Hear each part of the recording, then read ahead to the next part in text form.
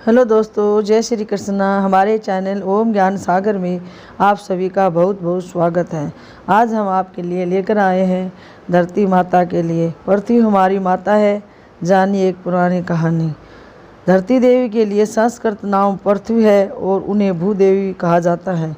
साथ ही साथ हिंदू धर्म में उन्हें भूमि देवी भी कहा जाता है और वह भगवान विष्णु की पत्नी थी।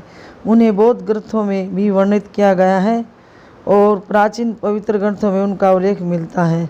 वह पृथ्वी देवी है और अपनी सर्व शक्ति के माध्यम से हमारी रक्षा करती हैं।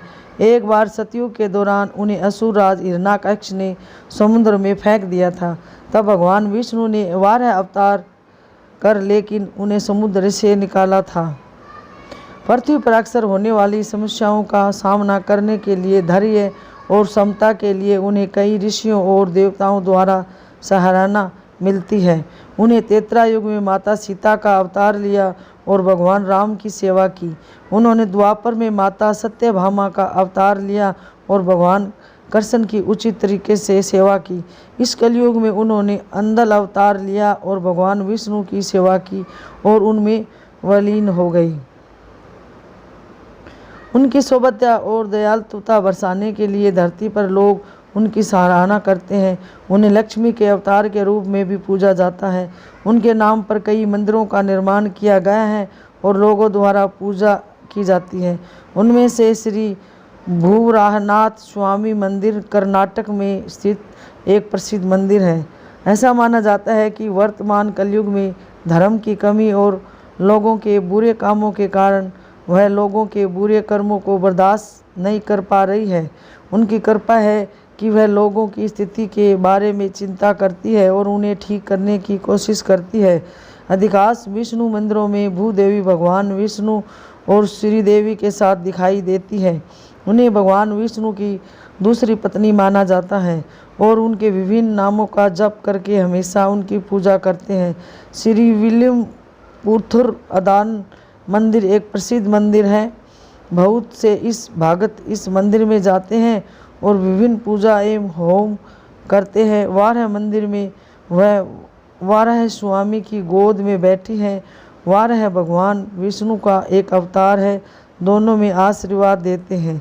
हमें माता भूदेवी के समान धैर्य बनाए रखना सीखना होगा, जो पृथ्वी में लोगों के नकारात्मक कृत्यों को सहन कर रही है और अभी भी हमें आशीर्वाद दे रही है और सभी प्रकार की कठिन परिस्थितियों से हमारी रक्षा और सुरक्षा कर रही है।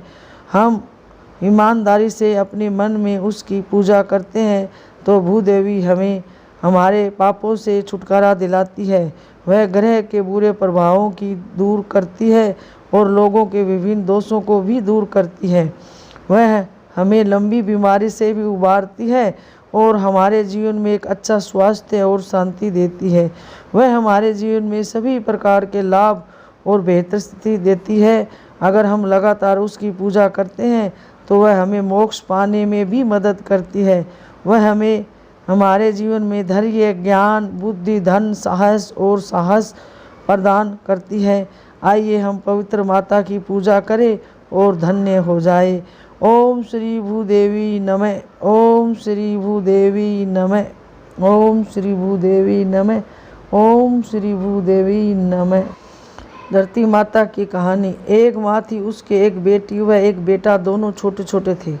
माँ गरीब थी, वह मजदूरी करके अपना गुजारा चलाती थी। धीरे धीरे बच्चे बड़े होने लगे, बेटी शादी के योग्य होने लगी। माँ बूढ़ी हो गई। माँ ने बेटे से कहा, बेटा तेरी बहन बड़ी हो गई है, अब तुम हमारे जैसा घर बार देकर उसकी शादी करना। ऐसा कहकर माँ तो कुछ दिनों में मर गई। भाई गांव गांव घूमा लेकिन बहन के योग्य वर नहीं मिला और वह घूम घाम कर थक गया। बैठे बैठे उसने सोचा कि मैं ही इससे शादी कर लूं। ऐसा सोचकर वो चुनरी और सामान लाया। बहन ने कहा, यह सब सामान क्यों लाया है भाई? भाई बोला, तेरी शादी है। मोहल्ले वालों ने बहन से कहा कि तुम्हारा भाई ही तुमसे शादी कर रहा है। बहन ने भाई से पूछा, मेरी शादी किससे कर रहे हो भाई?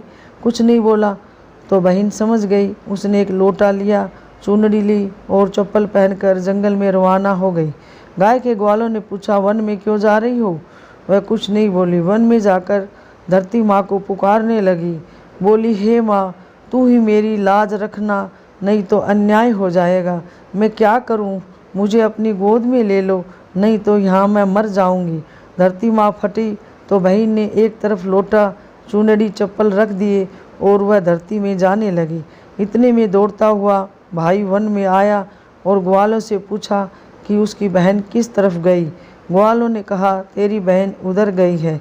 वह बहन बहन पुकारता हुआ दौड़ा तो बहन धरती के अंदर समा रही थी। थोड़े बाल बाहर दिख रहे थे। उसने बहन के बाल मुट्ठी में पकड़े और रोने लगा, बहन तू सत्य के लिए धरती माँ की गोद में समा गई। मेरी बुद्धि भ्रष्ट हो गई थी। माँ का वचन निभाने के लिए मेरे जैसा कोई वर नहीं मिला, इसलिए ऐसा विचार मन में आया। पर धरती माँ ने सत्य के लिए बेटी को अपने में समा लिया। जो बाल बाहर थे वो दूब बन गए। इसलिए औरतें कहानी सुनती हैं और लोटा, चप्पल, चुनरी एक बर्तन में हरे मूंग एक लड्डू कुंवारी कन्या को देगी।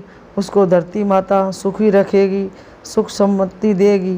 बोलो जय धरती माता की जय। धरती माता की और भी कहानियां हैं दोस्तों, हम आगे की वीडियो में आप सभी के लिए लेकर आएंगे। ये थी भारत माता की कहानी। हमारी वीडियो कैसी लगी हमें कमेंट करके बताएं, ताकि हम और भी ऐसी अच्छी अच्छी जानकारी आप सभी के लिए लेकर आएँ। हमारे चैनल को सब्सक्राइब कीजिए, प्लीज़ वीडियो को लाइक कीजिए और सभी दोस्तों परिवार के साथ शेयर करिए। धन्यवाद।